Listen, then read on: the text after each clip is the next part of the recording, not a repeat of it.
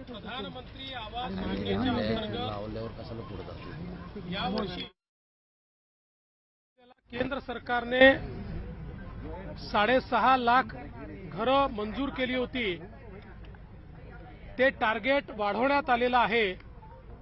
अतिरिक्त 13 लाख घरं आपल्याला देण्यात आलेली आहेत। एकूण आपण विचार केला तर जवळपास यावर्षी केंद्र सरकारच्या वतीनं महाराष्ट्रातल्या गरिबांकरता, कच्च्या घरात राहणाऱ्यांकरता, बेघरांकरता एका वर्षात 20 लाख घरं देण्याची अनाउन्समेंट आत्ताच केंद्रीय ग्रामविकास मंत्री आदरणीय शिवराज सिंग चौहान साहेबांनी केलेली आहे। महाराष्ट्राला मोदी सरकारने दिलेली ही अत्यंत मोठी भेट आहे आणि देशाच्या इतिहासामध्ये कुठल्याच राज्याला आजपर्यंत एका दिवसात किंवा एका वर्षात इतकी घरं मिळालेली नाहीत। ती 20 लाख घरं आपल्याला मिळालेली आहेत। खरं म्हणजे आपल्या आवास प्लसमध्ये 26 लाख त्या ठिकाणी लोकांचं रजिस्ट्रेशन आहे। आता ही 20 लाख घरं मिळाल्यामुळे आता फार कमी आपल्याकडे त्या यादीतले बेघर लोक राहतील, जे पुढच्या वर्षी आपण कंप्लीट करू शकू। त्याचसोबत एक अजून महत्त्वाची अनाउन्समेंट त्यांनी केली आहे की पूर्वी सर्वेक्षणामधले जे निकष होते ते निकष देखील आता त्या ठिकाणी डायल्यूट करण्यात आलेले आहेत।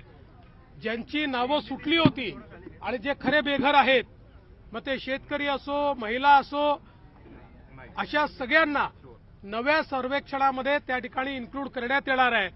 ती जी यादी बनेल त्या यादीतल्या लोकांनाही येत्या 5 वर्षामध्ये घरं द्यायची हा निर्णय माननीय मोदीजींनी केलेला आहे आणि तोच संकल्प आज शिवराज सिंग चौहान साहेबांनी या ठिकाणी सांगितला। मी महाराष्ट्राच्या वतीनं माननीय देशाचे प्रधानमंत्री मोदीजी आणि केंद्रीय ग्रामविकास मंत्री शिवराज सिंग चौहानजी या दोघांचेही मनापासून आभार मानतो की आज 20 लाख घरं त्यांनी महाराष्ट्राकरता दिली आहेत। सर, यंदा 26 जानेवारीला चित्ररथ दिसणार नाहीये। महाराष्ट्राचा चित्ररथ यंदा 26 जानेवारीला दिसणार। त्या संदर्भात आशिष शेलारांनी स्पष्टपणे आपल्याला सांगितलेलं आहे। वारंवार त्या ठिकाणी सगळ्या राज्यांचे चित्ररथ असतात, आपल्यालाही बोलवण्यात आलेलं आहे। मात्र त्यातले 15 चित्ररथ हे रस्त्यावर असतात, बाकी एका ठिकाणी लोकांकरता पाहण्याकरता ते ठेवले जातात। आलटून पालटून राज्यांना संधी मिळते। गेले 4 वर्ष आपल्याला संधी मिळाली होती, म्हणून यावर्षी आपल्याला संधी नाही आहे। मागच्या वर्षी मोठ्या 3 राज्यांना संधी नव्हती, त्यामुळे याच्यात काही वेगळं होत आहे किंवा महाराष्ट्राला डावललं जात आहे वगैरे असं काही नाही आहे। तथापि आम्ही पुन्हा एकदा विनंती करून बघणार आहोत की समजा अजून काही तुम्ही जर इन्क्लूड करणार असाल तर महाराष्ट्राचा करा, पण याच्यामध्ये हे रुटीन आहे, याच्यामध्ये कुठलंही वेगळेपण नाही। परभणीमध्ये राहुल गांधींनी टीका केली आहे तुमच्यावरतीच की तुम्ही मुख्यमंत्री आहात आणि कस्टोडियल डेथ ही गृहमंत्र्यांची जबाबदारी असते, त्या अर्थाने तुम्ही गृहमंत्री आणि मुख्यमंत्री दोघेही आहात।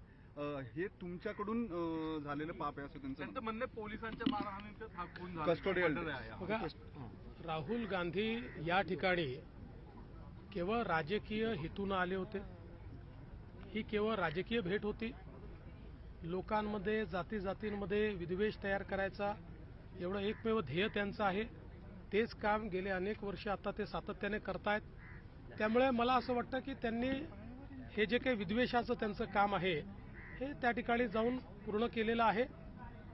महाराष्ट्राचं सरकार संवेदनशील असल्यामुळेच या ठिकाणी या संपूर्ण प्रकरणाची आम्ही न्यायालयीन चौकशी ही घोषित केलेली आहे।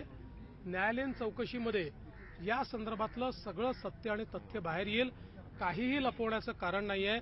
आणि जर त्या चौकशीमध्ये कुठल्याही प्रकारे मारहाणीमध्ये किंवा अशा प्रकारच्या गोष्टींमुळे हा मृत्यू झालाय असं बाहेर आलं तर कोणालाही सोडलं जाणार नाही।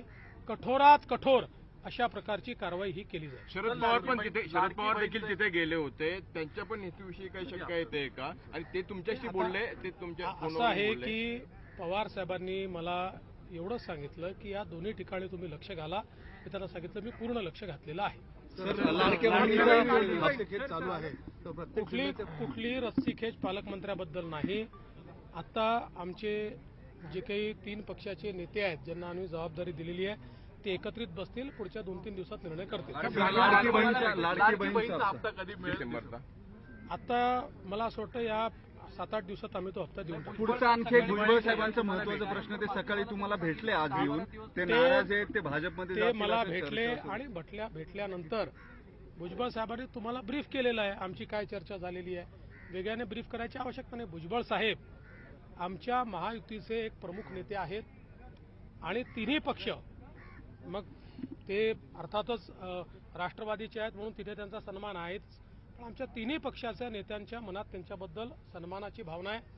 महायुतीच्या विजयामध्ये त्यांचा देखील एक महत्त्वाचा वाटा राहिलेला आहे आणि स्वतः अजितदादा देखील त्या ठिकाणी त्यांची चिंता करतात. मुळातच भुजबळ साहेबांना ज्यावेळेस अजितदादांनी मंत्रिमंडळामध्ये घेतलं नाही त्यावेळी भुजबळ साहेबांना डावलण्याचा त्यांचा हेतू नव्हता. त्यांनी मला सांगितलं की आमची इच्छा आहे की आमचा पक्ष हा राष्ट्रीय पक्ष राहिलेला आहे, आम्हाला तो राष्ट्रीय स्तरावर मोठा करायचा आहे आणि राष्ट्रीय स्तरावर भुजबळ साहेबांसारखा एक नेता ज्याला देशाच्या अन्य राज्यातही मान्यता आहे त्यांना आम्हाला राष्ट्रीय पातळीवर पाठवायचं आहे. भुजबळ साहेबांचं मत जरा वेगळं होतं, त्याच्यामुळे हा प्रश्न निर्माण झालेला आहे. पण आम्ही सगळे मिळून याच्यावर तोडगा काढू आणि भुजबळ साहेबांसारखा एक नेता हा आमच्यासोबत मैदानात असला पाहिजे या दृष्टीनं त्यातनं मार्ग काढला. तुमच्या पक्षात चालणार आहे का? ते जर स्वागत अहो, त्यांनी असं आहे त्यांनी अशी मागणी केली नाही, अशा प्रकारचा कुठला विषयही समोर आलेला नाही.